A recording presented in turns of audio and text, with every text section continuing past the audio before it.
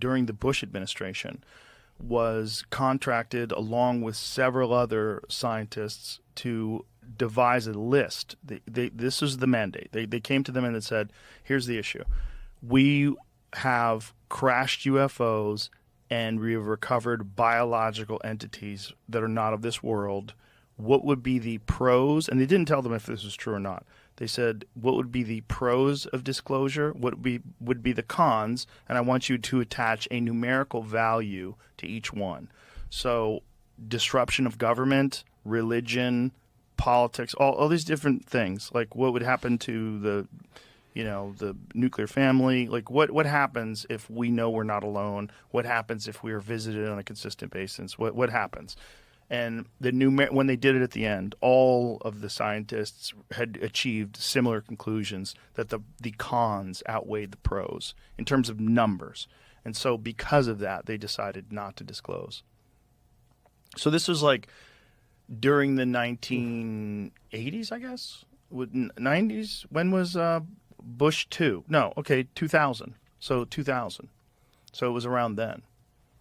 Yeah. Yeah, what do they know? What do they tell you the first day? I don't think they tell you the first day.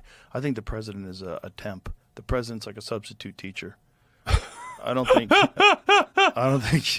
you get to know much. I don't think Trump knows. Well, I think they probably told him some things. I worry that the government is like, there's a theory that there hasn't really been an American government since 1945. Kennedy. No, since 63. Well, because everything got siloed. Mm-hmm. Like in wartime, everyone's talking to everyone and making everything happen, and it's like, okay, right, we're at war, right. And then everything gets siloed, and okay, that's a secret thing, that's a secret thing, that's a secret thing, and then the guy that's holding the secret keys retires, and right. that whole department's just right. funded forever, but you don't quite, they're not talking to them. And then you have people that are in great positions of power that get off on keeping these secrets and keeping this information and having the knowledge and keeping it only to themselves, especially if they're manipulating things. This was like a big problem with the CIA, and this led to when they had the disclosures and the Church Commission, and when people found out what the CIA was up to and all the weird shit they did with MK Ultra, and oh my God, that book! I got to thank you for that book. Oh, Chaos,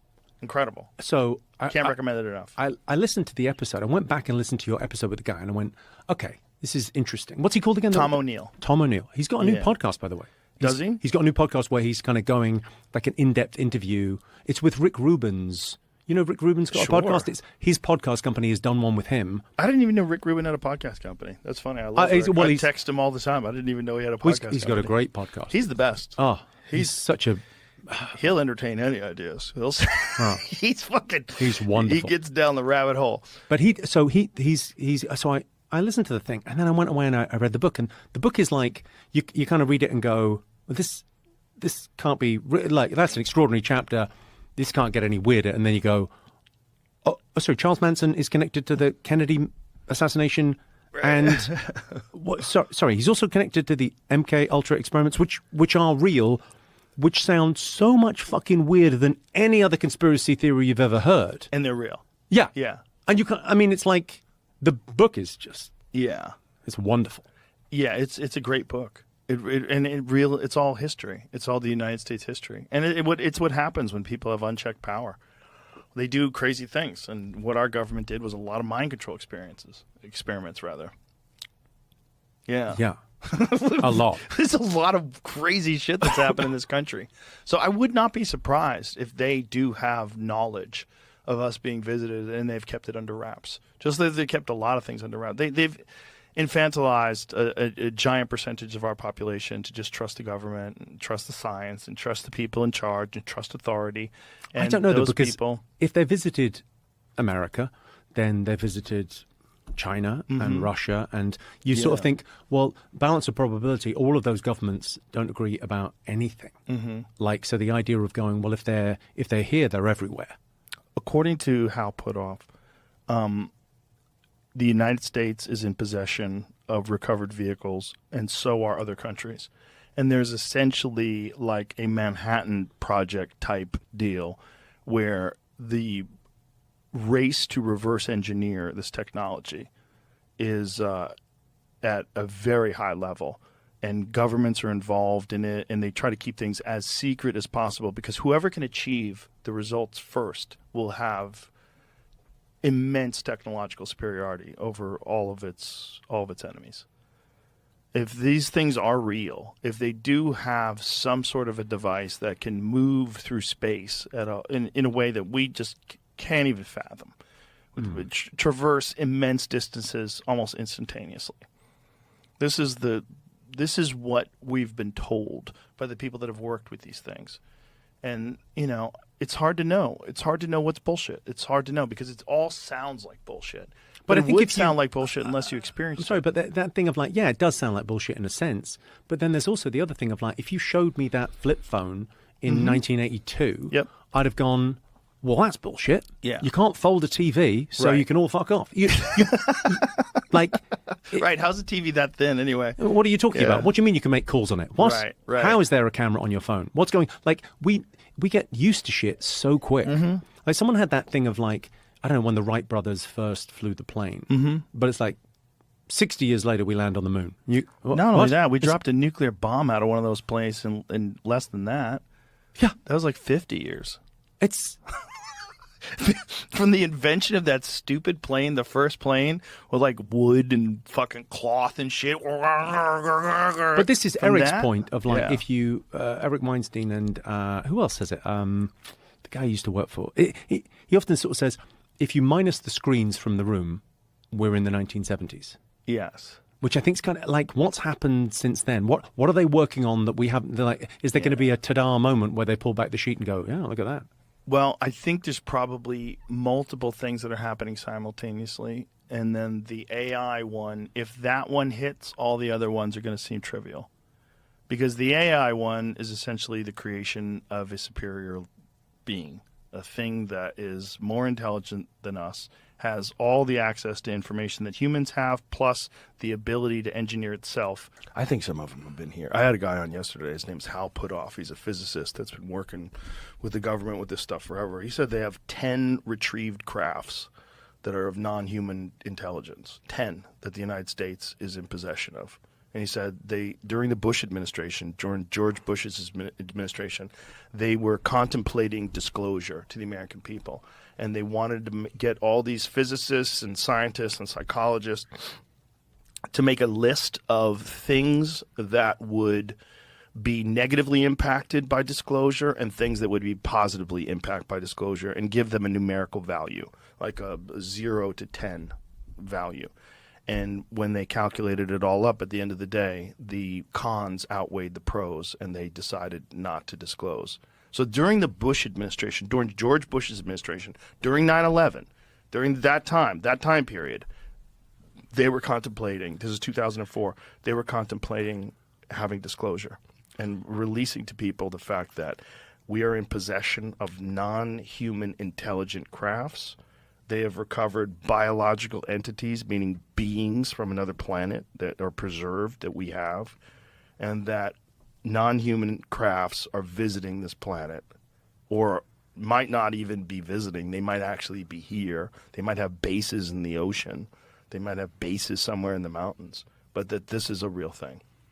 So he started working on this in 2004, and he's 100% convinced that we're not alone. It's been movies about it. Yeah. This is how do you Close call Encounters? it? Some 51. Area 51. Area Yeah. 51. Listen,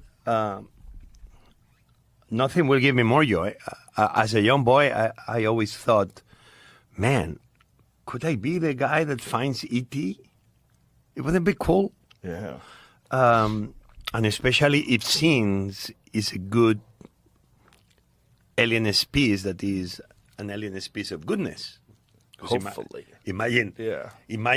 it's a science fiction movie and planets like us is part of, let's say they're here, and let's say that all the, junk food and extra calories and the obesity pandemic is actually something like this alien civilization has orchestrated. And so as we become fatter, they're going to be able to recollect more protein to take back to their planets. Okay, that can be a great, next big movie, and then we'll eat seeds, and they'll take it with us, and they'll put us in the planet, and at our stomachs, we'll have potatoes in their fields. I don't know. But I only will say that if that already happened, and the government, the U.S. government, number one, seems everything only happens in America. All the great movies of the world, everything happens in America. All the science fiction movies. And me, as a young boy, like, that's why I wanted to come to America, because, man, the aliens never visit Spain. It's always America. Everything cool always happens in America. And that's, I guess, why I wanted to come. But I will say that if already something like that happened, and we've not invaded again, means that they're good aliens, let's hope. But I will say that at this moment, our government will be already sharing with all of us something that will forever change the present and the future of humanity. You think they would already share it? Why not? No, I'll tell you why not. Because he explained it to me yesterday. There's a bunch of problems. One of the problems is they've been studying this stuff for decades. Studying this stuff, back engineering crafts, all that stuff takes money. And the way they get that money is by lying. They lie to Congress. So they misappropriate funds. So they lie about where money is going, which puts people in jail. So in order for them to tell the truth, they have to open themselves up to serious criminal prosecution. Like you're in deep trouble. You've misappropriated funds. You've lied to Congress. And there's probably some fraud involved in that too. As soon as you get a bunch of people that can lie to Congress, who knows where all the money went? You know, money's moving around. And then there's also the fact that the way you work on these crafts, you have to use defense contractors because they're the ones who make jets. They're the ones who make spaceships. Like, you can't do it on your own. You have to bring in these scientists. So you have to bring in private industry. So when you bring in private industry, now you have the United States government, the intelligence agencies embedded in private industry, and then their competitors suffer. So if the competitors go under, then the competitors could sue. Hey, you gave, Raytheon. You gave Raytheon this special generator that you've back engineered from some flying saucer. Why didn't you give it to General Electric? Why didn't you give it to this company or that company? It's like, it's all Lockheed Martin. There's too many problems in terms of legal ramifications, prosecutions. People are going to lose their careers. They're going to be brought in front of Congress. They're going to have to testify. The only way that you're going to really have disclosure at this point is amnesty. The government is going to have to say, listen, let's let the past be the past. No one's going to get in trouble. But for the greater good of humanity, we need to know what the fuck is going on. So tell us what's going on. And that's a tough So one you to mentioned swallow. about aliens living in the ocean. That's Atlantis. Well, it's not Atlantis. But technically, that's a it's thought. Atlantis, which is a city under the water. Which No, Atlantis was a city above. correct, but Yeah. technically somewhere submerged, and still they're looking for Atlantis. Well, they think they found The Atlantis. pyramids, and some of the drawings and paintings. We can go to Peru with the Incas, and we can go with the Mayas Sure, to yeah, Guatemala, and it's a lot of people that always they've been trying to make connections of things they found that they say already we made contact in previous civilizations on Right. planet Earth. But I have a hard time believing that this has already happened. And I respect the opinion of obviously who seems he's an expert and spent a lot of time. And I see that you believe in it.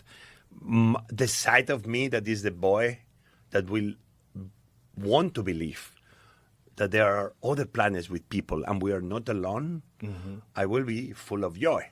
Yes.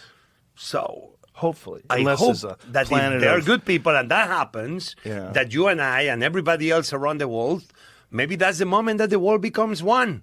And all of a sudden we are all fighting. You remember what was the movie? Independence Day. Yes. If they are the bad guys, you and I, Yeah. you will be doing jiu-jitsu against an alien species, and me, I will be with two pens, I don't know, crushing their heads. But let's hope that they are more like E.T., Yeah. no like alien. Well, I would imagine if you look at the trajectory of human life on this planet, the world is safer than it's ever been. People are smarter than they've ever been. People are more aware. We have more access to information, and generally, people are kinder and less tolerant of evil than they have ever been before. If you enjoyed today's episode on JRE Plus, don't forget to give it a thumbs up and share your thoughts in the comments below. Thank you.